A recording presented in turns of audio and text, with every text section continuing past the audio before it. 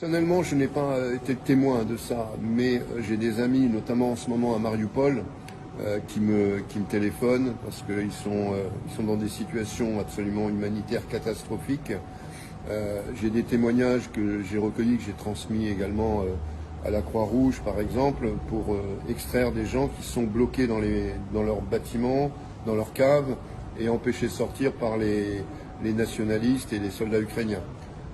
Là, ce matin, j'ai eu un appel téléphonique d'une dame dont la mère est à Mariupol et qui racontait qu'au moment de quitter leur position, les Ukrainiens brûlaient en fait les maisons et les immeubles dans lesquels il y avait des civils.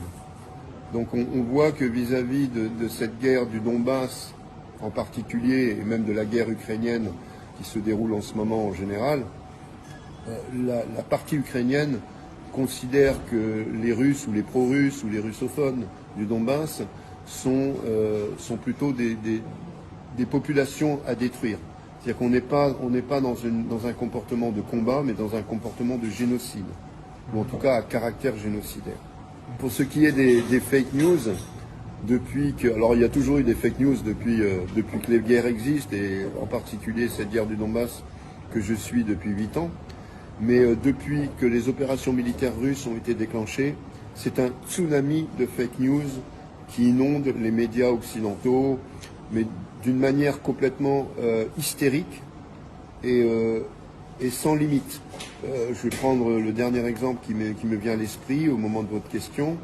C'est lors du bombardement samedi dernier par un Toshkaou du centre-ville de Donetsk, où il y a eu, je le rappelle, une vingtaine de morts et plusieurs dizaines de blessés. En fait, il y a eu des photos, des reportages de faits dans la rue immédiatement après l'explosion du Toshkaou. Eh bien, j'ai retrouvé ces photos prises à Donetsk dans un journal italien qui décrit les bombardements de Kiev, par exemple, par l'armée russe. Donc on voit le genre de fake news, c'est-à-dire qu'ils vont même réutiliser des images de bombardements du Donbass pour accuser les bombardements de Kiev, accuser l'armée russe des bombardements de Kiev. Donc on est dans un délire qui n'a plus aucune raison, aucune rationalité et qui n'a même pas de professionnalisme. C'est-à-dire que ce sont des fake news qui ne sont même pas travaillées, qui ne sont même pas étudiées, qui ne sont même pas maquillées. C'est-à-dire vraiment c'est grossier. Mais malheureusement, la population occidentale aujourd'hui, elle avale. Elle avale tout.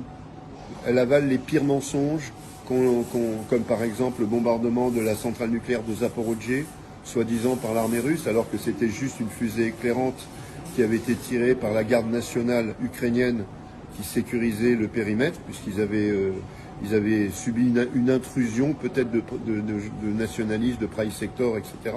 Donc ils ont tiré une fusée éclairante, et donc les caméras de surveillance ont été récupérées par les médias occidentaux pour dire que l'armée russe bombardait une centrale nucléaire.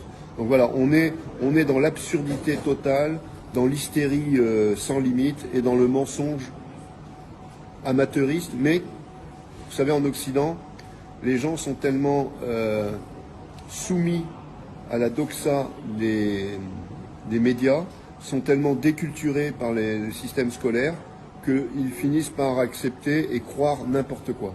On n'est plus dans une politique occidentale, on est dans une théologie politique.